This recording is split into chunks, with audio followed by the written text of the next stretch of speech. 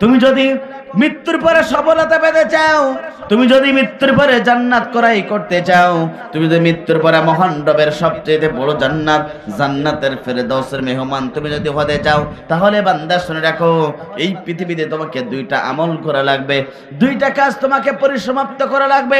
দুইটা কাজ যদি তুমি সঠিকভাবে করতে পারো, লিল্লাহি মা ফিস সামাওয়াতি ওয়াল আরদ, আমি আসমান এবং জমিনের একচ্ছত্র ক্ষমতার মালিক মহান রব জানিয়ে দিচ্ছে, বান্দা শুনে রাখো, মৃত্যুর পরে মহান রব তোমার জন্য জান্নাতের ফেরদাউসের মেহমান করানো হবে। একবার জোরে জোরে বলুন আল্লাহু আকবার। এটা আমার কথা নয়, কোরআনুল কারীমের কথা। আল্লাহ পাক বলেন, ইন্নাল্লাযীনা আমানু ওয়া আমিলুস সালিহাতি কানাত লাহুম জান্নাতুল ফিরদাউসি নুজুলা। চিৎকার করে বলেন আল্লাহু আকবার। আল্লাহ পাক বলেন, নিশ্চয় যারা সঠিকভাবে আমার প্রতি ঈমান আনতে পারবে, যে ঈমানের ভিতরে কোনো শিরক থাকবে না, যে ঈমানের ভিতরে কোনো ভেজাল থাকবে না, কেবলমাত্র শুধুমাত্র একমাত্র আল্লাহকে খুশি করার জন্য যারা এই দুনিয়াতে সঠিকভাবে ঈমান আনতে পারবে, যে ঈমানের ভিতরে কোনো ভেজাল থাকবে না, যে ঈমানের ভিতরে কোনো শিরক থাকবে না, যে ঈমানের ভিতরে কোনো সন্দেহপূর্ণ থাকবে না, একমাত্র শুধুমাত্র কেবলমাত্র যারা মহান রবের প্রতি সঠিকভাবে ঈমান আনতে পারবে। দ্বিতীয় নম্বর সত্য হলো, এই দুনিয়ার যত কাজ আছে, এই দুনিয়ার সমস্ত কাজ করকে আপনাকে হালাল কাজ যেগুলো আছে, এই হালাল কাজ করতে হবে, সঠিকভাবে ঈমান আনতে হবে। আর দুনিয়ার যত ভালো ভালো কাজ আল্লাহ পাক দিয়েছেন, এই ভালো ভালো কাজ যদি সঠিকভাবে করতে পারেন, আল্লাহ পাক বলেন, বান্দা শুনে দেখো, এই দুইটা সত্য পূরণ করার কারণে মহান রব তোমার প্রতি খুশি হয়ে যাবে, বিনিময়ে তোমার জন্য জান্নাতের ফেরদাউসের মেহমান করানো হবে। একবার জোরে জোরে বলুন আল্লাহু আকবার। কথাকার আল্লাহ। আল্লাহ পাক বলে, নিশ্চয় যারা সঠিকভাবে আমার প্রতি ঈমান আনবে, দুনিয়ার ভালো ভালো কাজ যারা করতে পারবে, আল্লাহ পাক বলে, আমি মৃত্যুর পরে তাদের জন্য জান্নাতের ফেরদাউসের মেহমান করানো হবে। আফসোস, দুঃখ এখানে 95% মুসলমানের বাংলাদেশে আজকে অধিকাংশ মুসলমানের ঈমান নাই। কথা বলুন ঠিক না বেঠিক? আমার বন্ধুরা, আজকে যদি বাংলাদেশের 95% মুসলমানের দেশে যদি আজকে বাংলাদেশের মানুষের যদি সঠিকভাবে ঈমান থাকতো, তাহলে নারীরা দিয়ে আজকে একটি কমিশন গঠন করেছে, এই কমিটি গঠন করা সহজ পর্যন্ত বাংলাদেশের মুসলমানের সম্মুখে উন্মোচন করতে পারত না। এই জন্য আমার বন্ধুরা,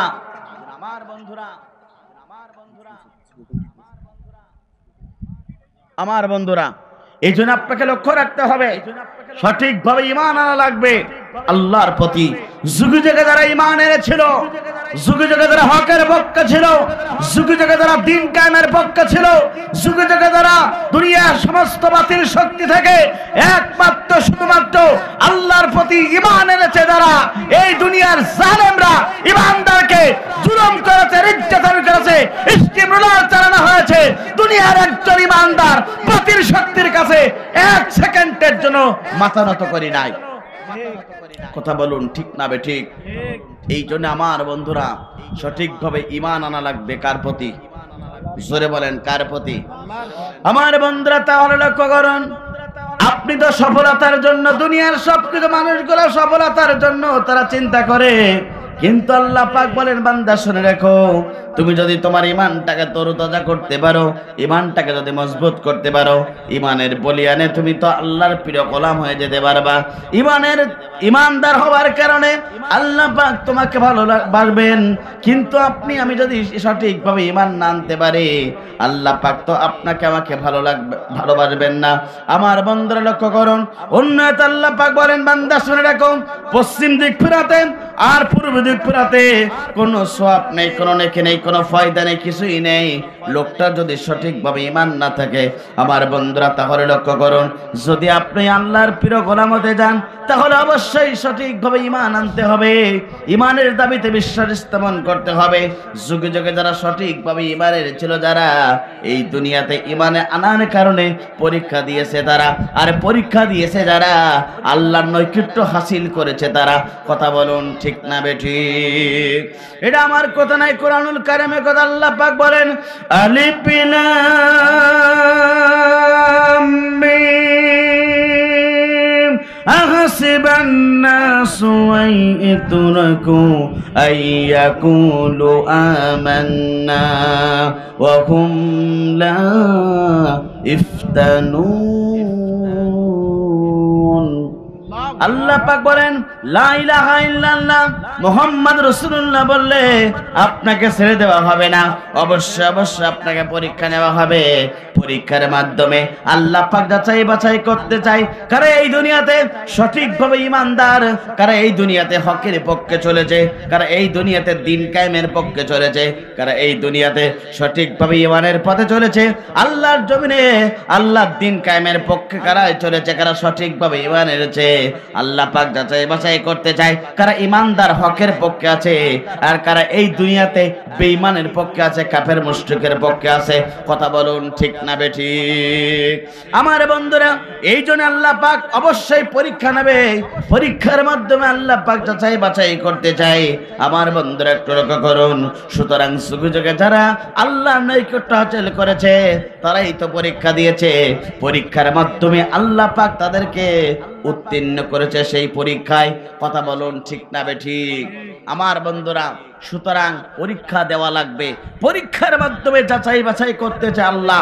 17টি বছর ধরে এই 56,000 বর্গ মাইলের বাংলাদেশে 95% মুসলমানেরা এই দেশে যারা সঠিকভাবে আল্লাহকে রব রাসূলকে নেতা জীবন ব্যবস্থা যারা আল্লাহর কোরআন মেনেছে 17টি বছর ধরে তারা ঈমানের দাবিতে বিশ্বাস স্থাপন করার কারণে তারা পরীক্ষা দিয়েছে। আল্লাহ পাক তাদের পরীক্ষায় তারাই উত্তীর্ণ হয়েছে, যারা আল্লাহর প্রিয় গোলাম হয়েছে। কথা বলুন ঠিক না বেঠে? আল্লাহ পাক তাদেরকে যাচাই বাছাই করেছে। আমার বন্ধুরা, আল্লাহ পাক ইমানদারদেরকে পরীক্ষা নেয়, কোন বেঈমানদের পরীক্ষা নেয় না। কথা বলুন ঠিক না বেঠিক? আল্লাহ পাক যাদেরকে ভালোবাসে তাদেরকে আল্লাহ পাক পরীক্ষা নেয়। আমরা দেখেছি এই জমিনে অসংখ্য ইমানদারেরা ছিল, ওই ইমানদারেরা সর্বশ্রেষ্ঠ ক্ষমতার মালিক, আল্লাহর প্রতি বিশ্বাস স্থাপন করার কারণে ওই জালেমরা তাদেরকে বলেছিল তোমরা আমাদের কাছে মাথা নত করো, তোমরা আমাদের কাছে দান ভিক্ষা চাও। দীপ্ত কণ্ঠে ওই ইমানদাররা বলেছিল আমাদের জানের মালিক আল্লাহ, হায়াতের মালিক আল্লাহ, জান যদি ভিক্ষা চাইতে হয় আল্লাহ তাআলার কাছে যাব, কোন মানুষের কাছে আমরা 1 সেকেন্ডের জন্য মাথা নত করব না। যুগে যুগে তারাই তো ইমানদার। কুলিন্না সলাতি ওয়া নুসুকি ওয়া মাহইয়ায়া ওয়া মামাতি লিল্লাহি রাব্বিল আলামিন। আমার নামাজ, আমার জীবন, আমার কুরবানি একমাত্র শুধুমাত্র এক আল্লাহ তাআলার জন্য। সুতরাং যারা আল্লাহর প্রিয় গোলাম হতে চাও, যারা আল্লাহর নৈকট্য হাসিল করতে চাও, তাদের জানের মালিক আল্লাহ, রিজিকের মালিক আল্লাহ, হায়াতের মালিক আল্লাহ, সবকিছুর মালিক আল্লাহ। জান যদি দিতে হয় আল্লাহর জন্য দেব। কোন বাতিল শক্তির কাছে একজন দুনিয়ার ইমানদারেরা মাথা নত করতে পারে না। সুতরাং মাথা নত হবে কার কাছে? আল্লাহর কাছে। জোরে বলেন কার কাছে? আল্লাহর কাছে। আমার বন্ধুরা, তাহলে লক্ষ্য করুন, যদি আল্লাহ তাআলার কাছে আপনার মাথাটাকে যদি আপনি নত করে দিতে পারেন, আল্লাহর কাছে আপনার জীবনটাকে সুপর্দ করে দিতে পারেন, মহান রব আপনাকে ভালোবাসবে, মৃত্যুর পর আল্লাহ পাক আপনাকে জান্নাত দিয়ে দেবে। আমার বন্ধুরা লক্ষ্য করুন, ইতিহাস প্রমাণ করে যুগে যুগে যারা এই দুনিয়াতে আল্লাহর প্রতিমানের ছিল, যুগে যুগে যারা হকের প্রতিমানের ছিল, যুগে যুগে যারা আল্লাহ রসুলের প্রতিমানের ছিল, তাদেরকে জুলুম করা হয়েছিল, নির্যাতন করা হয়েছিল। তারপর দুনিয়ার একজন ইমানদার বাতিল শক্তির কাছে 1 সেকেন্ডের জন্য মাথা নত করে নাই। কথা বলুন ঠিক না বেঠিক? ইতিহাস প্রমাণ করে আল্লাহ নবীর প্রতিমানের ছিল, তার শরীরটা ছিল কালো কিন্তু দেহের ভিতরটা ছিল পরিষ্কার। বিলাল রাদিয়াল্লাহু তাআলা আনহু, আমরা সকলেই জানি এই বিলাল ছিল দেহের ভিতর ছিল কালো, কিন্তু আমার বন্ধুরা তার শরীরটা ছিল কালো কিন্তু ভিতরটা ছিল পরিষ্কার। আমার বন্ধু, আল্লাহর প্রতিমান আনার কারণে, রাসূলের প্রতিমান আনার কারণে ওই জালিমরা তাকে অন্যায়ভাবে জুলুম করেছিল, নির্যাতন করেছিল, স্টিমরোলার চালানো হয়েছিল। নবীর প্রিয় সাহাবী বিলাল রাদিয়াল্লাহু তাআলা ইসলাম কবুল করলেন, কালেমা গ্রহণ করলেন। সমস্ত সমাজে উঠে গেল বিলাল ইসলাম কবুল করেছে, কালেমা গ্রহণ করেছে। আমার বন্ধুরা, বিলালের মনিব ছিল উমাইয়া ইবনে খালদ। তিনি জানতে পারলেন আমার কর্মচারী বিলাল ইসলাম কবুল করেছে, কালেমা গ্রহণ করেছে, আল্লাহর প্রতি মেনেছে, রাসূলের প্রতি মেনেছে। এই সংবাদ যখন তার কানের ভিতরে চলে গেল, আমার বন্ধুরা, বিলালকে অন্যায়ভাবে গ্রেফতার করা হলো, জুলুম করা হলো, নির্যাতন করা হলো। বিলাল রাদিয়াল্লাহু তাআলা কে উত্তপ্ত মরুর প্রান্তে নিয়ে যাওয়া হলো, বড় পাথর গরম করা হলো। সেই গরমকৃত পাথরগুলো বিলাল রাদিয়াল্লাহু তাআলার বুকের উপরে ধরা হয়। বিলালকে বলা হয়, বিলাল তুমি ইসলাম ছেড়ে দাও, কালেমা ছেড়ে দাও, বিনিময়ে তোমাকে মুক্ত করে দেওয়া হবে। ও বিলাল,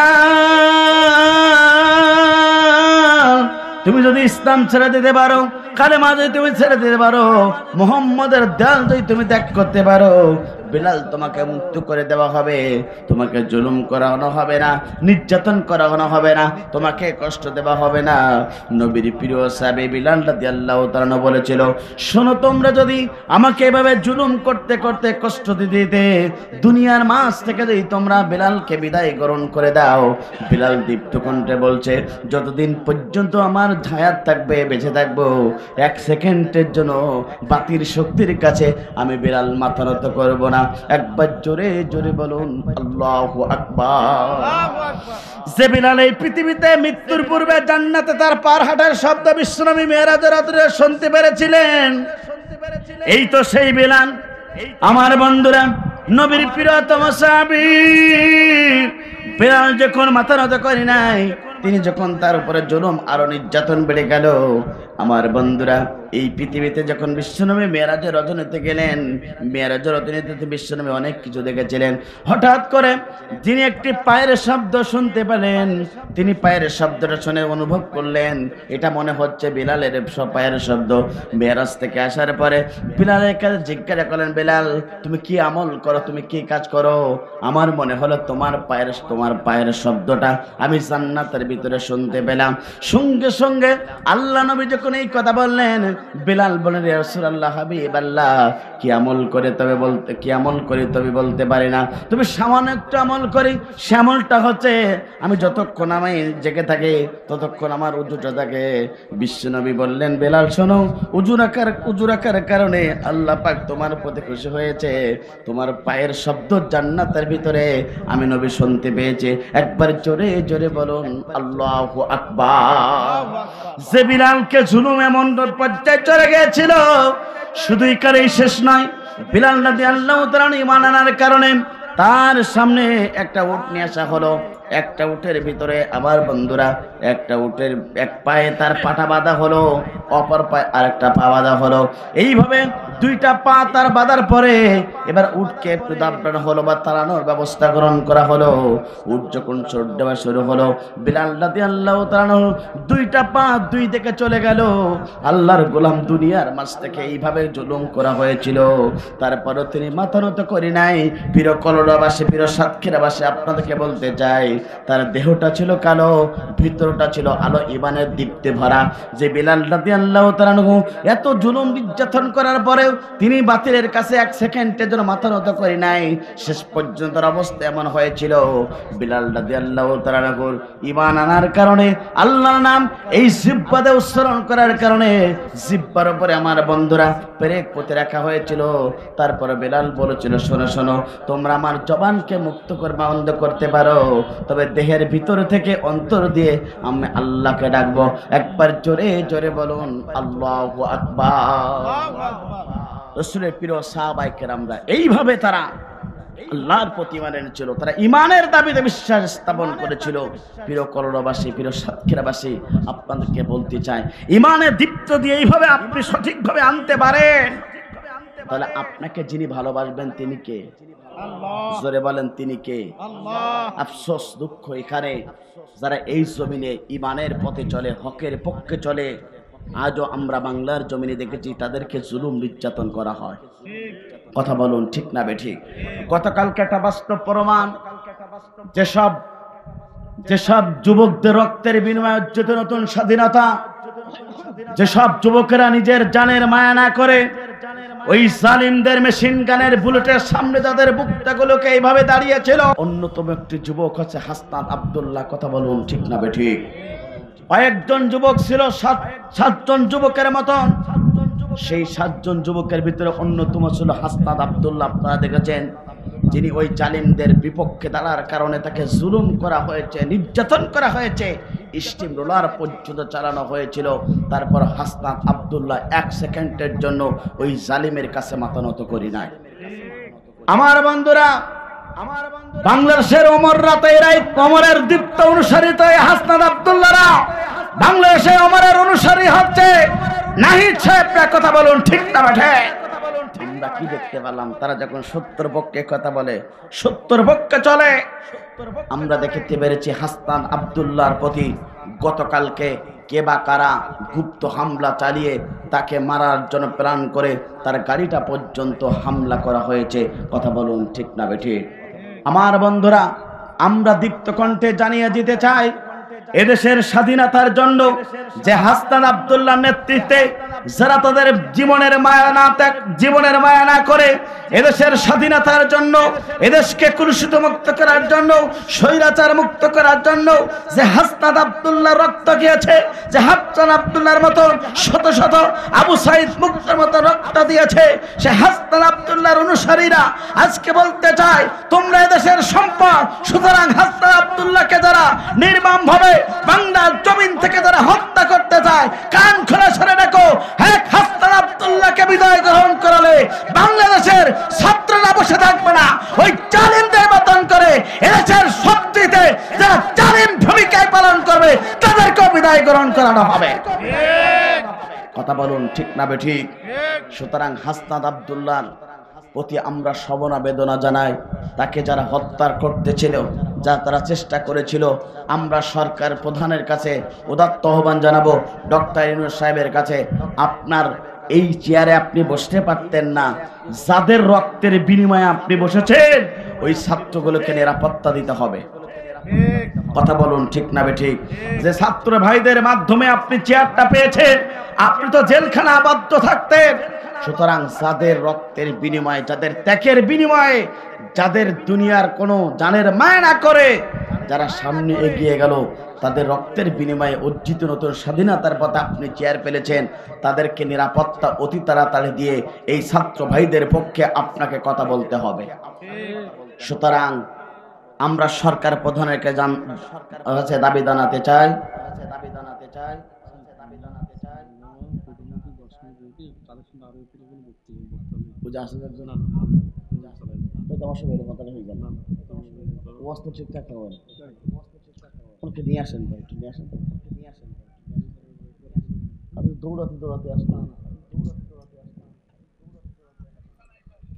আমার বন্ধুরা, লা ইলাহা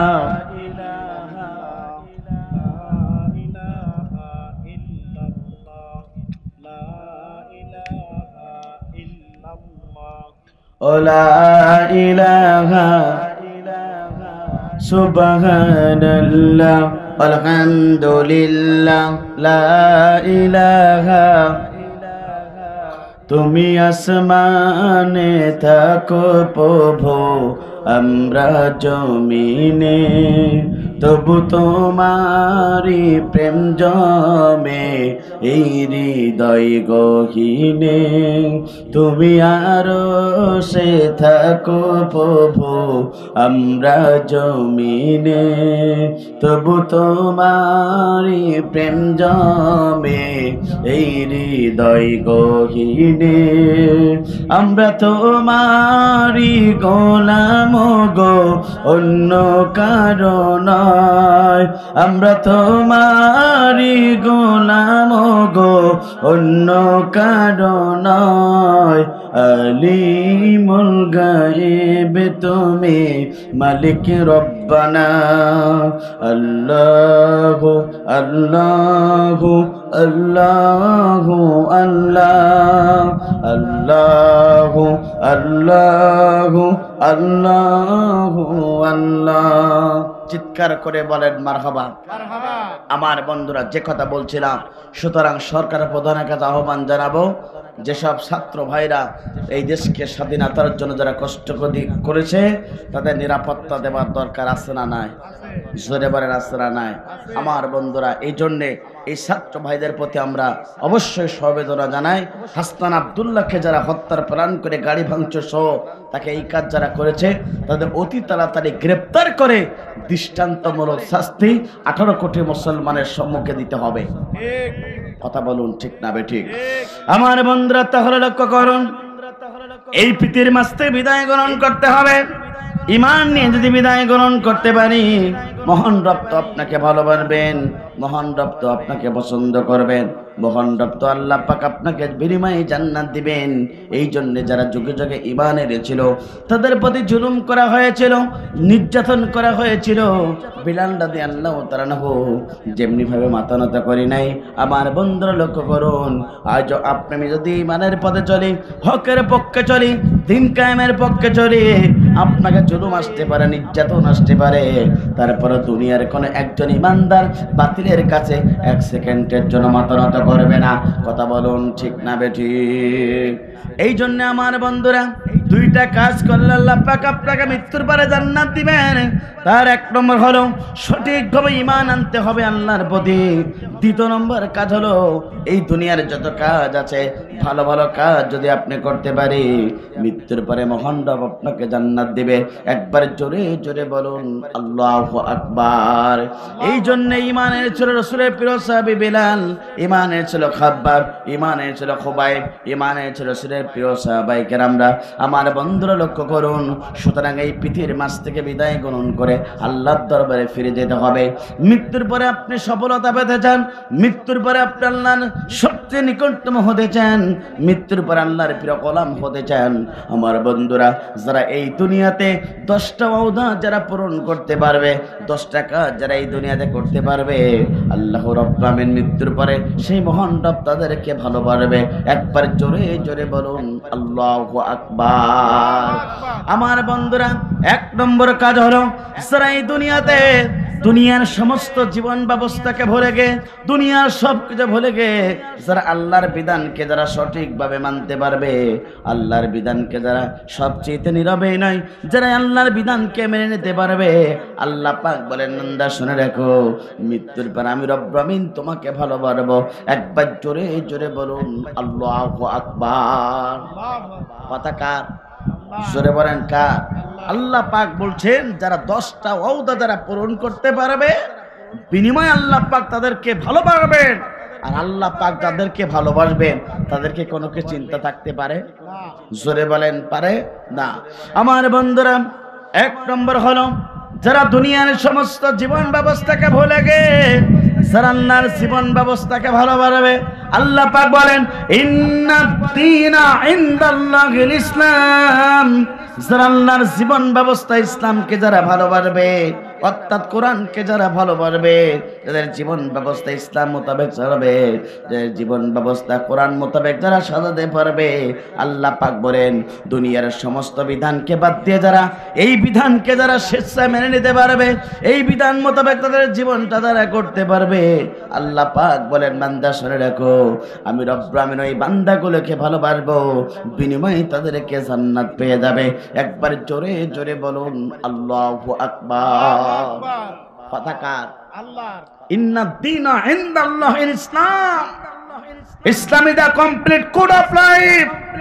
আল্লাহ তাআলার কাছে একমাত্র শুধুমাত্র কেবলমাত্র পূর্ণাঙ্গ জীবন ব্যবস্থা নাম আছে ইসলাম। এই ইসলাম মোতাবেক যদি জীবন আপনার করতে পারেন, তাহলে মহান রব আপনাকে ভালোবাসবে।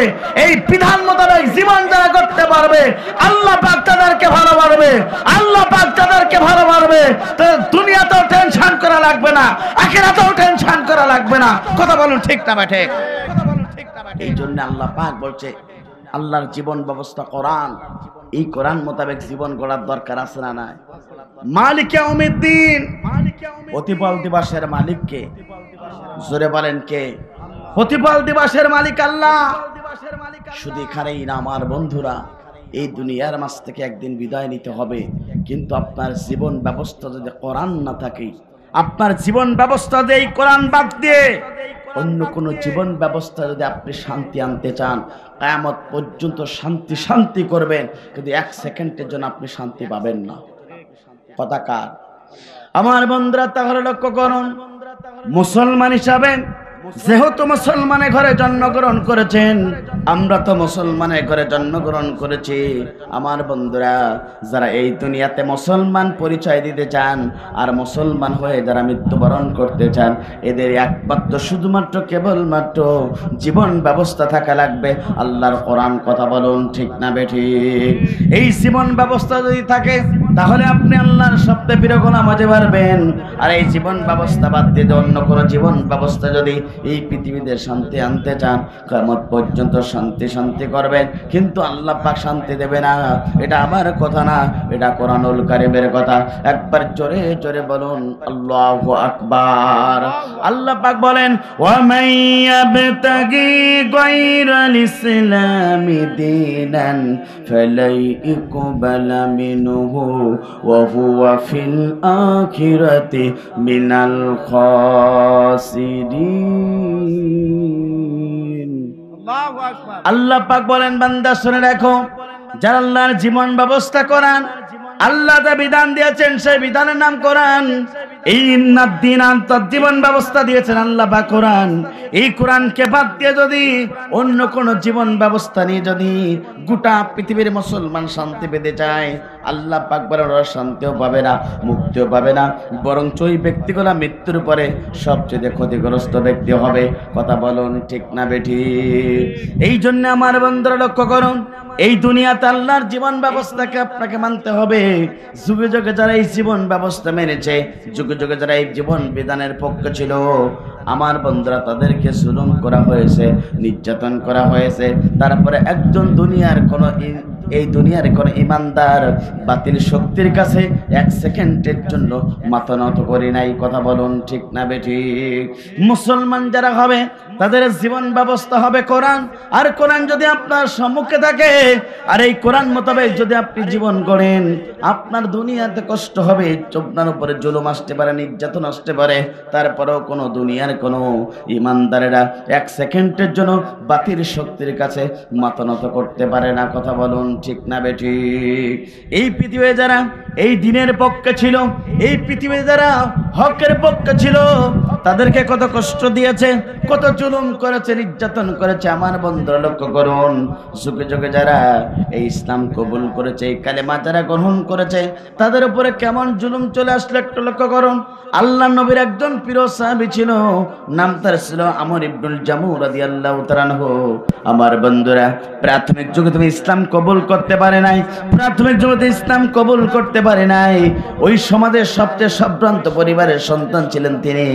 আমার বন্ধুরা, তিনি টাকা পয়সা দান করতেন, কেউ ইসলাম কবুল করতে পারে নাই, কালেমা গ্রহণ করতে পারে নাই। অনেক দিন অতিবাহিত হয়ে গেল, হঠাৎ করে আল্লাহ নবীর কাছ থেকে দিনের দাওয়াত চলে আসলো। আমার বন্ধুরা, তার 3টা সন্তান ছিল, একজন স্ত্রী ছিল। 3টা সন্তানকে যখন নবীর পক্ষ থেকে দিনের দাওয়াত চলে আসলো, 3টা সন্তান ইসলাম কবুল করলেন, কালেমা গ্রহণ করলেন, মুসলমান হয়ে গেলেন। স্ত্রী পর্যন্ত কালেমা গ্রহণ করলেন, মুসলমান হয়ে গেলেন। কিন্তু ইসলাম কবুল করে ঘটনাটা তারা 3টা সন্তান, 3 ভাই, তারা অবশ্যই গোপন ডাকলেন, স্ত্রী পর্যন্ত গোপন ডাকলেন। অনেক দিন অতিবাহিত হয়ে গেল। অনেক দিন অতিবাহিত হওয়ার পরে 3টা সন্তান এক জায়গায় তারা পরামর্শ করলো, আমাদের বাবা এখনো পর্যন্ত মুশরিক আছে, আমাদের বাবার কাছে দিনের দাওয়াত নিয়ে যেতে হবে। আমার বন্ধুরা, 3টা সন্তান এবার তারা চিন্তা করলেন, মিটিং করলেন, এবার নিজের বাবার কাছে চলে গেলেন। বাবাকে বললেন, আব্বা জান, আপনাদের কাছে আমরা 3টা ভাই জিজ্ঞাসা করতে চাই, বলুন তো আসমানের নিচে জমিনের উপরে মোহাম্মদ ভালো ব্যক্তি না খারাপ ব্যক্তি জানতে চায়। সঙ্গে সঙ্গে দীপ্ত কণ্ঠে নিজের বাবা বললেন, আমার সন্তান শোনো, মোহাম্মদের মতন একজন ভালো ব্যক্তি আসমানের নিচে জমিনের উপরে আর একজন খুঁজে খুঁজে পাওয়া যাবে না। একবার জোরে জোরে বলুন আল্লাহু আকবার।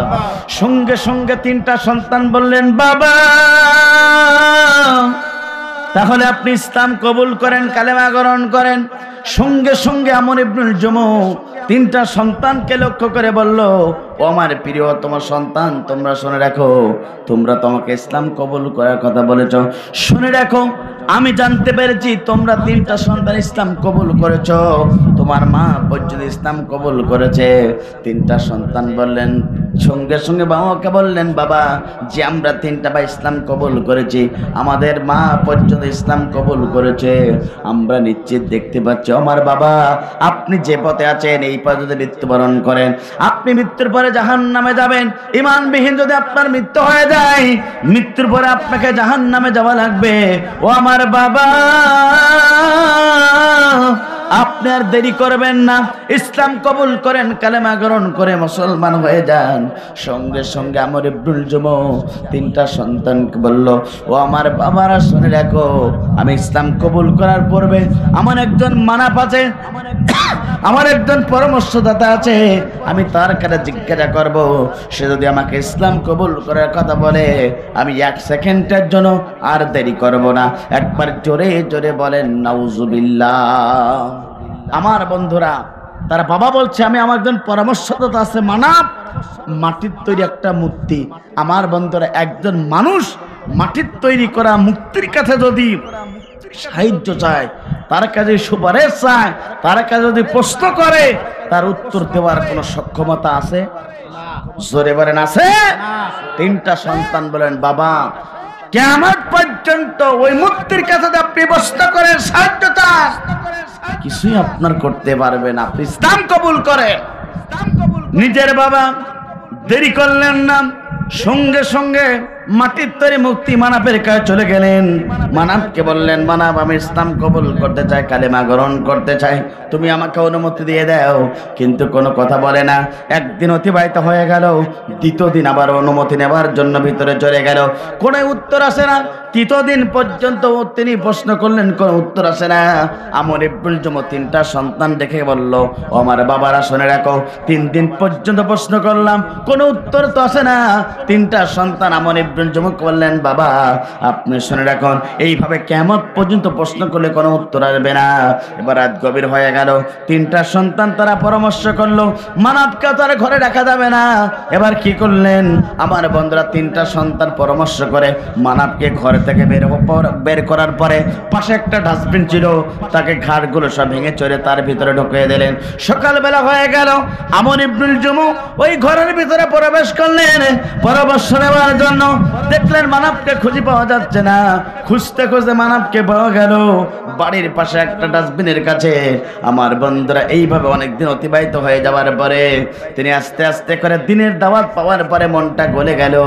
এবার মানব বললেন, ও আমার সন্তান তিনটা শুনে রাখো, আমি আর দেরি করতে চাই না, তোমরা মুহাম্মাদের কাছে আমাকে নিয়ে যাও, আমি কালেমা পড়ে ইসলাম কবুল করতে চাই। একবার জোরে জোরে বলুন আল্লাহু আকবার। আমার বন্ধুরা, জীবন ব্যবস্থা ইসলাম মানলে আপনার জীবন কেমন পরিবর্তন হতে পারে, জীবন ব্যবস্থায় কোরআন মানলে আপনার দুনিয়াতে আল্লাহ পাক কেমন সম্মানিত করতে পারে, জীবন ব্যবস্থায় কোরআন মানলে এই দুনিয়াতে আল্লাহ পাক আপনাকে কে পুরস্কার দিতে পারে, জীবন ব্যবস্থায় কোরআন মানলে পরকালে আল্লাহ পাক আপনাকে কি পুরস্কার দিতে পারে, একটু লক্ষ্য করুন প্রিয় বন্ধুরা। নবীর প্রিয় সাহাবী আবু ইবনুল জুমু রাদিয়াল্লাহু তাআলা আনহু এবার ইসলাম কবুল করলেন, কালেমা গ্রহণ করলেন, আল্লাহ নবী পর্যন্ত খুশি হয়ে গেল। তাহলে তিনটা সন্তান ইসলাম কবুল করলেন, নিজের বাবা আমর ইবনুল জুমু ইসলাম কবুল করলেন, তাদের স্ত্রী ছিল হিন্দ, তিনি পর্যন্ত ইসলাম কবুল করলেন, পুরা বাড়িটা টিমটা হয়ে গেল ইসলাম কবুল করলেন। আমার বন্ধুরা, এবার হঠাৎ করে কিছুদিন পরে বিশ্বনবী বললেন, শোনো শোনো শোনো, তাবুক যুদ্ধের ময়দানে তোমাদেরকে যেতে হবে, কে কে আছো একটু হাতটা উঁচু করে বলে দাও।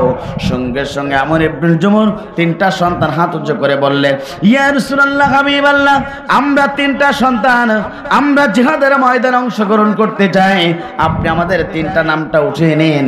এবার তিনটা সন্তানগুলো জিহাদের ময়দানে যাবার জন্য নাম উঠিয়ে দিলেন। আমার বন্ধুরা, এবার বিশ্বনবী বললেন, যাও তোমাদের পরিবারের কাছ থেকে অনুমতি নিয়ে আসো। তিনটা সন্তান এবার বাড়ি চলে আসলেন। নবীর প্রিয় সাহাবী আবু ইবনুল জুমু বাড়িতে ছিলেন, কিন্তু তার দুইটা পা নষ্ট ছিল। পঙ্গুবরণ করা সাহাবী, নাম তার ছিল আবু ইবনুল জুমু রাদিয়াল্লাহু তাআলা আনহু। আমার বন্ধুরা, নিজের সন্তান, নিজের বাবা আবু ইবনুল জুমুকে বললেন, বাবা যান, জিহাদের ময়দানে যেতে চাই, বিশ্বনবী অনুমতি দিয়েছেন, আপনি একটু অনুমতি দিন আর আমাদের জন্য দোয়া করুন, আমরা যেন জিহাদের ময়দানে গিয়ে জীবনটা আল্লাহর জন্য উৎসর্গ করতে পারি, আপনি যেন শহীদের পিতা হতে পারেন, এই জন্য আমরা আপনার কাছে দোয়া চাই। আমার বন্ধুরা, আমর ইবনুল জুমুর সঙ্গে সঙ্গে তিনটা সন্তানকে তিনি অনুমতি দিয়ে দিলেন। একবার জোরে জোরে বলুন আল্লাহু আকবার। নবীর প্রিয় সাহাবী আমর ইবনুল জুমু তিনটা সন্তানগুলোকে যখন তিনি অনুমতি দিলেন জিহাদের ময়দানে যাওয়ার জন্য, আমার বন্ধুরা তিনটা সন্তান খুশি হয়ে গেল। এই জন্য আপনার সন্তান যখন দিন প্রতিষ্ঠায় যখন অগ্রগর সেনানী হবে, আপনার সন্তান যখন দুনিয়ার ভালো ভালো কাজে যাবে, আপনার সন্তান যখন এই দুনিয়াতে ইসলামের পক্ষে ধাবিত হবে, আপনি বাধা প্রদান করবেন না, বরঞ্চ আপনি আপনার সন্তানের জন্য অবশ্যই দোয়া করবেন। কথা বলুন ঠিক না বেঠি? দোয়া করার দরকার আছে না নাই? জোরে বলেন আছে না নাই? আপনি আপনার সন্তানের জন্য দোয়া করলে, এই দুনিয়াতে বাবা যদি সন্তানের জন্য দোয়া করে 100% কবুল হয়, মা যদি সন্তানের জন্য দোয়া করে 100% কবুল হয়ে যায়। কথা বলুন ঠিক না বেঠি? আল্লাহর নবীর প্রিয় সাহাবী আবু ইবনুল জুমু তিনি দোয়া করলেন। আমার বন্ধুরা, তিনটা সন্তানের জন্য দোয়া করলেন। নিজের স্ত্রীহীন পর্যন্ত নিজের তিনটা সন্তান চলে গেল, তিনটা সন্তানের কাছে অনুমতি চাইলেন। আমার বন্ধুরা, তিনটা সন্তান যখন মায়ের কাছে দোয়া চাইলেন, মা পর্যন্ত অনুমতি দিলেন। আমার বন্ধুরা, তিনটা সন্তান মায়ের কাছ থেকে অনুমতি পেলেন, বাবার কাছ থেকে অনুমতি পাওয়ার পরে এবার বিশ্বনবীর দরবারের দিকে যখন তিনটি ভাই যখন রওনা দিবেন, হঠাৎ করে পিছন থেকে তাদের বাবা আবু ইবনুল জুমু বললেন, বাবা তিনটা সন্তান শুনে রাখো, তোমরা তো জিহাদের ময়দানে দিন প্রতিষ্ঠার জন্য নবীর সাথে অংশগ্রহণ করতেছ, আমারও মন বলে আমিও তোমাদের সাথে জিহাদের ময়দানে অংশগ্রহণ করি। একবার জোরে জোরে বলুন আল্লাহু আকবার। নবীর প্রিয় সাহাবী আবু ইবনুল জুমু যখন এই কথা বললেন, তিনটা সন্তান বললেন, বাবা আমরা তিনটা সন্তান সুস্থ আছি এবং সবল আছি, আমাদের গায়ে শক্তি আছে, জিহাদের ময়দানে কাফেরদের বিরুদ্ধে আমাদেরকে লড়াই করতে হবে। আমার বাবা, আমরা তো গায়ে শক্তি আছে, জিহাদের ময়দানে অংশগ্রহণ করতে পারবো, কিন্তু আমার বাবা আপনার তো দুইটা পা নষ্ট, আপনি দুইটা পা নষ্ট নিয়ে কিভাবে জিহাদের ময়দানে অংশগ্রহণ করবেন, কিভাবে কাফেরদের বিরুদ্ধে আপনি অংশগ্রহণ করবেন? সঙ্গে সঙ্গে নবীর প্রিয় সাহাবী আবু ইবনুল জুমু বললেন, ও আমার তিনটা সন্তান শুনে রাখো, যখন কাফেরদের বিরুদ্ধে যখন আমরা থাকবো, আমি নবীর পাশে থাকতে চাই। ওই কাফেররা নবীকে যখন টার্গেট করে বৃষ্টির মতন পাথর মারবে, আমি তোমাদের পিতা আবু ইবনুল জুমু, আমি আমার বুকটাকে আগলে ধরবো, সমস্ত তীরগুলো আমার বুকের উপরে পড়বে, আর আল্লাহ নবী সুস্থ থাকবেন, নিরাপদ থাকবে। আমি জিহাদের ময়দানে নবীর সাথে অংশগ্রহণ করতে চাই। একবার জোরে জোরে বলেন আল্লাহু আকবার। নবীর প্রিয় সাহাবী আবু ইবনুল জুমু রাদিয়াল্লাহু তাআলা যখন এই কথা বললেন, সঙ্গে সঙ্গে আমার বন্ধুরা সঙ্গে সঙ্গে তিনটা সন্তান বলেন, বাবা না আপনি বাড়িতে থাকেন, আপনি আমাদের জন্য দোয়া করবেন। এই কথা বলে তিনটা সন্তান নবীর দিকে নবীর কাছে যাওয়ার জন্য রওনা দিলেন। আমার বন্ধুরা, সন্ধ্যা হয়ে গেল, মাগরিবের নামাজ আদায় করলেন। ঈশার নামাজটা আদায় করার পরে আল্লাহ নবীর প্রিয় সাহাবী আবু ইবনুল জুমু রাদিয়াল্লাহু তাআলা মনটা তো আর মানে না, নবীর কাছে জিহাদের ময়দানে অংশগ্রহণ করতে যায়। আমার বন্ধুরা, দুইটা পা নষ্ট নিয়ে হামুগুলো দিতে দিতে বিশ্ব নবীর কাছে চলে গেলেন। আল্লাহ নবীকে বলেন, আসসালামু আলাইকুম ইয়া রাসূলুল্লাহ। বিশ্ব নবী সালামের উত্তর দিলেন। আমর ইবনুল জুমুকে দেখে বিশ্ব নবী তিনি খুশি হয়ে গেলেন। আমর ইবনুল জুমু বললেন, ইয়া রাসূলুল্লাহ, হাবিবাল্লাহ, আমি জানতে পেরেছি আপনি জিহাদের ময়দানে অংশগ্রহণ করার জন্য আমার তিনটা সন্তানকে অনুমতি দিয়েছেন। আমার তিনটা সন্তান আমার কাছে অনুমতি বানিয়েছে, আমি দোয়া পর্যন্ত করে দিয়েছি। ইয়া রাসূলুল্লাহ, হাবিবাল্লাহ, আমারও মন চাই, আমারও মনে অনুভক্ত হচ্ছে, আমিও আমার সন্তানের সাথে জিহাদের ময়দানে বিশ্বনবীর সাথে থাকতে চাই। আল্লাহ নবী বললেন, আমর ইবনুল জুমু, তোমার দুইটা পা নষ্ট, জিহাদের ময়দানে কিভাবে অংশগ্রহণ করবে? আল্লাহ নবীর প্রিয় সাহাবী দুই চোখের পানি দিয়ে ওঝর নয় দিয়ে কাদা শুরু হয়ে গেল, দাড়ি মুবারক বেয়ে বেয়ে জমিনে পড়ে। আর আমর ইবনুল জুমু বললেন, ইয়া রাসূলুল্লাহ, হাবিবাল্লাহ, আমার দুইটা পা নষ্ট থাকতে পারে, তবে আমার মন বলে আমি জিহাদের ময়দানে কাফেরদের বিরুদ্ধে লড়তে পারবো। একবার জোরে জোরে বলুন আল্লাহু আকবার। সমাজে আছে না নাই? অনেক আছে, গরিব মানুষ, দিন আনে দিন খায়, কিন্তু তাদের মনের ব্যক্ত হচ্ছে বাংলার জমিনে কোরআন চলুক। দিন আনে দিন খায়, ভ্যান চালায়, তাদের মনের আশা হচ্ছে এই 56,000 বর্গ মাইলের বাংলাদেশ চলুক আল্লাহর কোরআন দিয়ে। অসংখ্য গরিব মানুষ আপনার বাড়ির পাশে আছে, তারা চায় এদেশ কোন দুর্নীতিবাজদের হাতে আর যায় না, এদেশের কোন ক্ষমতায় মাস্তাদের তাই যেন না যেতে পারে, যারা কোটি কোটি টাকা সম্পদ লুণ্ঠন করে, যারা গরিবের টাকা রক্ত শোষণ করার মতো নিয়ে যারা বিদেশে বেগম বাড়ি বানায়, এমন দুর্নীতিবাজ ব্যক্তি ক্ষমতার মাস্তাবে এদেশের গরিব আমল জনতা আর দেখতে চায় না। আমার বন্ধুরা, নবীর প্রিয় সাহাবী আমর ইবনুল জুমু বলেন, ইয়া রাসূলুল্লাহ, হাবিবাল্লাহ, আমার মনটা বলে আমি আপনার সাথে জিহাদের ময়দানে অংশগ্রহণ করি। ইয়া রাসূলুল্লাহ, হাবিবাল্লাহ, আমার দুইটা পা নষ্ট থাকতে পারে, কিন্তু আমার মন বলে আমি শহীদ হয়ে যাই।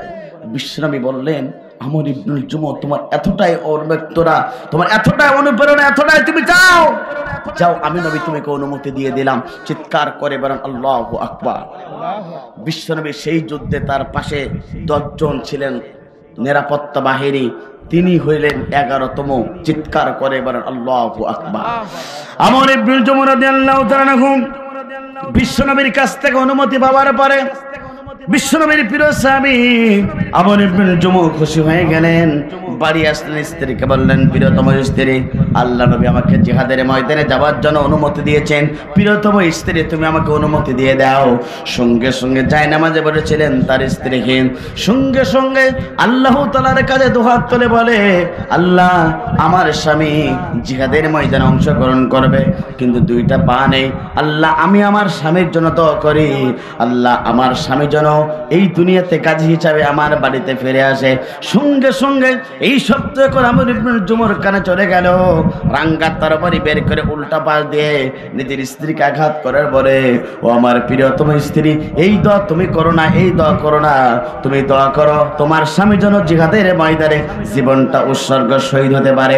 একবার জোরে জোরে বলুন আল্লাহু আকবার। এমন স্ত্রী সমাজে দরকার আছে না নাই? জোরে বলেন আছে না নাই? আজকে যদি আমার মা বোনেরা স্বামী ভালো কাজে যায়, যদি স্ত্রী যায় নামাজে বসে তার স্ত্রীর জন্য, তার স্বামীর জন্য দোয়া করে, অবশ্যই তার স্বামী কিন্তু বিপদ আপদ থেকে আল্লাহ পাক তাকে অবশ্যই নিরাপত্তা দিতে পারে। কিন্তু আফসোস, দুঃখ এখানে, স্বামী যদি ভালো কাজে যায় অসংখ্য স্ত্রী আছে বাধা প্রদান করে, আছে না নাই? অসংখ্য স্ত্রীদেরকে লক্ষ্য করে বলতে চাই, আপনার স্বামী নামাজ আদায় করে না, আপনার স্বামী ইসলামের পথে চলে না, আপনার স্বামী দিন কায়েমের পথে চলে না, আপনার স্বামী দুনিয়ার ভালো ভালো কাজে চলে না, কিন্তু আপনি যায় নামাজে বসে আপনার স্ত্রী, আপনার স্বামীর জন্য আল্লাহ তাআলার কাছে দোয়া করুন, যাতে আপনার স্বামী ভালো পথে চলে, আপনার স্বামী 5 ওয়াক্ত নামাজ পড়ে, আপনার সাথে দিন কায়েমের পথে চলে, আপনার স্বামী যেন এই সমাজে কোরআনের পক্ষে, ইসলামের পক্ষে চলে। এই দোয়া যদি স্ত্রী স্বামীর জন্য করে, অবশ্যই 1 দিন 2 দিন 3 দিন নয়, এভাবে দোয়া করতে করতে আপনার স্বামী পর্যন্ত ভালো হয়ে যেতে পারে। কথা বলুন ঠিক না বেঠিক? আমার বন্ধুরা, নবীর প্রিয় সাহাবী আমর ইবনুল জুমু রাদিয়াল্লাহু তাআলা আনহু জিহাদের ময়দানে চলে গেলেন 3টা সন্তান নিয়ে জিহাদের ময়দানে। আমার বন্ধুরা, কাফেরের বিরুদ্ধে তুমুল বেগে যুদ্ধের ময়দানে যুদ্ধ লেগে গেল। আমার বন্ধুরা, তার বড় সন্তান অসংখ্য কাফেরকে দুনিয়ার মাঝ থেকে জাহান্নামে বিদায় করাতে করাতে হঠাৎ করে একজন কাফেরের রাঙ্গাত পড়বে আঘাতে আবু ইবনুল জুমর রাদিয়াল্লাহু তাআলা বড় সন্তানের আমার বন্ধুরা গরম দন্তান বরাবর একটা কোপড়ে গেল। নবীর প্রিয় সাহাবী আবু ইবনুল জুমর বড় সন্তান দুনিয়ার মাঝ থেকে শহীদ হিসেবে আল্লাহর দরবারে চলে গেল। একবার জোরে জোরে বলুন আল্লাহু আকবার। আমার বন্ধুরা কাফেরদের বিরুদ্ধে আবার যুদ্ধের ময়দানে দুইটা সন্তান আছে, আমর ইবনুল জুমর আছেন। কিছুক্ষণের মধ্যে দ্বিতীয় সন্তান অসংখ্য কাফেরকে দুনিয়ার মাঝ থেকে অসংখ্য কাফেরকে জাহান্নামে পাঠাতে পাঠাতে হঠাৎ করে নবীর প্রিয় সাহাবী আমর ইবনুল জুমর রাদিয়াল্লাহু তাআলা দ্বিতীয় সন্তানকে কাফেররা টার্গেট করে গর্দান বরাবর একটা কোপ দিয়ে দিল। দুনিয়ার মাঝ থেকে দ্বিতীয় সন্তান শহীদ হয়ে চলে গেল। আমার বন্ধুরা এইভাবে দ্বিতীয় সন্তানকে হারালেন। আমার বন্ধুরা নবীর পাশে 10 জন সাহাবী ছিল নিরাপত্তা বাহিনী, ওই কাফেররা তাদেরকে টার্গেট করে 10 জনকে দুনিয়ার মাঝ থেকে বিদায় গ্রহণ করালেন। সর্বশেষ থাকলেন নবীর প্রিয় সাহাবী আবু ইবনুল জুমর রাদিয়াল্লাহু তাআলা আনহু। দূর থেকে দেখলেন কাফেররা নবীকে টার্গেট করে তীর মারা শুরু হয়ে গেল। আল্লাহ নবীর প্রিয় সাহাবী আবু ইবনুল জুমর রাদিয়াল্লাহু তাআলা দেরি করলেন না, তিনি তার বুকটাকে আগলে ধরে সমস্ত তীরগুলোকে বুকের উপরে রাখলেন, অর্থাৎ তীর বের করে দেহ থেকে বের হয়ে চলে গেল। আল্লাহ নবীর প্রিয় সাহাবী আবু ইবনুল জুমর দুনিয়ার মাঝ থেকে শহীদ হয়ে আল্লাহর দরবারে চলে গেলেন। একবার জোরে জোরে বলুন আল্লাহু আকবার। নবীর প্রিয় সাহাবী আমর ইবনুল জুমর তিনি পর্যন্ত শহীদ হয়ে আল্লাহর দরবারে চলে গেলেন। এক সেকেন্ডের জন্য মন খারাপ করলেন না, চিৎকার করে বলেন আল্লাহু আকবার। আমার বন্ধুরা, যারা আল্লাহর জমিনে আল্লাহর কোরআনের জন্য যারা জীবন দেয়, যারা আল্লাহর জমিনে আল্লাহর দ্বীন কায়েমের জন্য জীবন দেয়, যারা আল্লাহর জমিনে আল্লাহর রাজ কোরআনের রাজ কায়েমের জন্য যারা জীবন দেয়, এরা মন খারাপ করে না, টেনশন করে না, বরঞ্চ তাদের মুখে হাসতে হাসতে বিদায় গ্রহণ করে। আমরা দেখেছি এই বাংলার জমিনে অসংখ্য ইমানদাররা ছিল, তারা ফাঁসির কাস্টে ঝুলেছে, একটিবারের জন্য মন খারাপ করেনি। ফাঁসির কাস্টে ঝুলে তারা জীবন দিয়েছে, যে জীবনের মালিক আল্লাহ হাসতে হাসতে বিদায় গ্রহণ করেছে। একদম ইমানদাররা মন খারাপ করে নাই, তারা চেয়েছে আমাদের রক্তের বিনিময়ে, জীবনের বিনিময়ে এই বাংলাদেশে ইসলাম কায়েম হবে, কেউ থেকে পারবে না। আগামীতে বাংলার জমিন ইসলামের জমিন, আগামীর সূর্য ইসলামের সূর্য, আগামীর পালাবেন কোরআনের পালাবেন।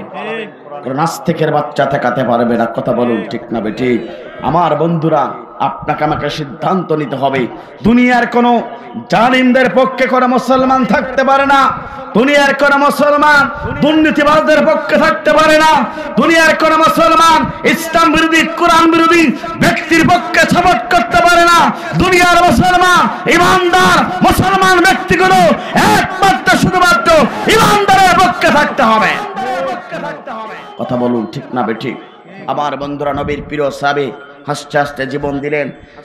যুদ্ধ শেষ হয়ে গেল, একজন সাহাবী চলে যাচ্ছেন আমর ইবনুল জুমর বাড়ির সামনে দিয়ে।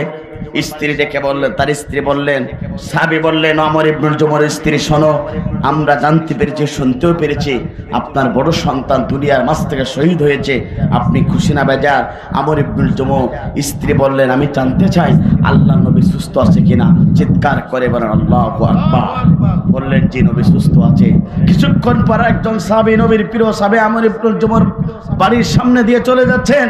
স্ত্রীকে ডেকে বললেন, আমি শুনতে পেরেছি আপনার দ্বিতীয় সন্তান শহীদ হয়েছে। আবু ইবনুল জুমর স্ত্রী বললেন, আমি জানতে চাই আমার নবী সুস্থ আছে কিনা। দীপ্ত কণ্ঠে বলেন, আল্লাহ নবী সুস্থ আছে। চিৎকার করে বলেন আল্লাহু আকবার। আমার বন্ধুরা, কিছুক্ষণ পর আরেকজন চলে গেল। সঙ্গে সঙ্গে আমর ইবনুল জুমর স্ত্রীকে লক্ষ্য করে বলল, আমি জানতে পেরেছি আপনার স্বামী শহীদ হয়েছে। আমর ইবনুল জুমর বললেন, আমার স্ত্রী বললেন, আমি সঠিক আছে, আমার স্বামী শহীদ হয়েছে, আমি মন খারাপ করি নাই, নবী সুস্থ আছে কিনা জানতে চাই। আমার বন্ধুরা, সঙ্গে সঙ্গে সাহাবায়ে কেরামরা বললেন, নবীর প্রিয় নবী সুস্থ আছে। এইভাবে তার স্ত্রী, তার 3টে সন্তান, 2টা সন্তান শহীদ হলো, স্ত্রী স্বামী পর্যন্ত শহীদ হলো, মন খারাপ করলেন না। আমার বন্ধুরা, এইভাবে আল্লাহ নবীর প্রিয় সাহাবায়ে কেরামরা তারা আল্লাহর জন্য জীবন দিয়েছে, রক্ত দিয়েছে, বাতিল শক্তির কাছে এক সেকেন্ডের জন্য মাথা নত করি নাই। তাদের জীবন ব্যবস্থা ইসলাম মেনে তারা জীবন দিয়েছে, তারা বাতিল শক্তির কাছে এক সেকেন্ডের জন্য মাথা নত করি নাই। এইভাবে যদি আপনার জীবনটা যদি ইসলাম মোতাবেক করতে পারেন, মহান রব আপনাকে ভালোবাসবেন, বিনিময়ে মৃত্যুর পরে আপনাকে জান্নাত দিয়ে দেবেন। আমার বন্ধুরা, সবকিছু পরিসমাপ্ত হওয়ার পরে আল্লাহ নবী, আমার বন্ধুরা, আল্লাহ নবীর ইমামতিতে আমার ইবনুল জুমু দুইটা সন্তান এবং তার দাফনের ব্যবস্থা হয়ে গেল। আমার বন্ধুরা, যখন শেষ হয়ে গেল, এবার সমস্ত সাহাবায়ে কেরামরা চলে গেল। আল্লাহ নবীর সঙ্গে সঙ্গে কবরের পারে দাঁড়িয়ে থাকলেন সাহাবায়ে কেরামরা, ইয়া রাসূলুল্লাহ আপনি কি বাড়িতে ফিরে যাবেন না? সমস্ত সাহাবায়ে কেরামদেরকে বলেন তোমরা ফিরে যাও। এবার আল্লাহ নবীর সঙ্গে সঙ্গে আল্লাহর কাছে দুহাত তুলে বলেন, আল্লাহ আমার ইবনুল জুমু প্রতি আমি সন্তুষ্ট ছিলাম, আল্লাহ আপনি সন্তুষ্ট হয়ে যান। আপনি ইবনুল জুমুর কবরটাকে জান্নাত হিসেবে ঘোষণা করেন। একবার জোরে জোরে বলেন আল্লাহু আকবার। দুনিয়ার সমস্ত দোয়া ব্যর্থ হতে পারে, আল্লাহ নবীর দোয়া ব্যর্থ হবে না। সঙ্গে সঙ্গে কবুল হয়ে গেল। আসমান থেকে ঘোষণা আসলো আল্লাহ নবীর প্রিয় সাহাবী আবু ইবনুল জুমু জান্নাতি। আবার বন্ধুরা, তারা ইসলামের জন্য তারা প্রাথমিকভাবে ইসলাম কবুল করতে পারে নাই, কিন্তু পরবর্তী ইসলাম কবুল করলেন। দুনিয়াতে যদি বেঁচে ছিলেন আল্লাহ দিনের পক্ষে ছিলেন, হকের পক্ষে ছিলেন, দিন কায়েমের পক্ষে ছিলেন। আল্লাহ পাক তাদেরকে কবুল করেছে, তাদের কবরটাকে জান্নাত হিসেবে ঘোষণা হয়েছে। এই জন্য প্রিয় করোনাবাসী, আপনাকে বলতে চাই প্রিয় সাতক্ষীরাবাসী, এই দুনিয়াতে দুনিয়ার সমস্ত মতাদর্শকে ভুলে গিয়ে যদি আমি যদি এই জীবন ব্যবস্থা আল্লাহর কোরআনকে যদি মেনে নিতে পারি, আল্লাহ পাক বলেন আল্লাহ পাক আপনাকে ভালোবাসবেন। এই দুনিয়াতে বাঁচবেন যতদিন, এই জীবন ব্যবস্থা মানতে হবে ততদিন। আসেন কারা কারা দুহাত তোলে আল্লাহকে দেখিয়ে দেন তারা তারা লিল্লাহে তাকবীর, লিল্লাহে তাকবীর। আমার বন্ধুরা, দুনিয়ার সমস্ত জীবন ব্যবস্থাকে আমরা ভুলে গিয়ে যদি এই জীবন ব্যবস্থা কোরআন মোতাবেক যদি জীবন করতে পারি, আপনাকে যিনি ভালোবাসবেন তিনি কে? জোরে বলেন তিনি কে? আমার বন্ধুরা, দ্বিতীয় নম্বর হলো যারা এই দুনিয়াতে বেশি বেশি করে যারা তওবা করবে, আল্লাহ পাক তাদেরকে ভালোবাসবেন। চিৎকার করে বলেন আল্লাহু আকবার।